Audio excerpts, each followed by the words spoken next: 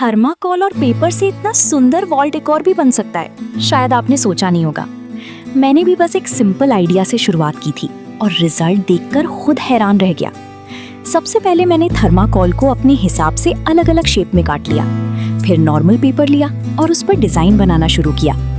धीरे धीरे जब ये डिजाइन तैयार होने लगे तो पूरा लुक बदलने लगा। आगे मैंने इसमें कुछ खास डिटेलिंग ऐड की है, जैसे लेयरिंग, पैटर्न और फिनिशिंग, जो इसे और भी यूनिक बनाती है। ये पूरा प्रोसेस मैंने वीडियो में स्टेप बाय स्टेप दिखाया है ताकि आप भी इसे आसानी से बना सकें। आप देखते रहिए कि कैसे एक एक करके सारे पार्ट्स तैयार होते हैं और कैसे हम इन्हें जोड़कर एक परफेक्ट वॉल डेकोर में बदलते हैं।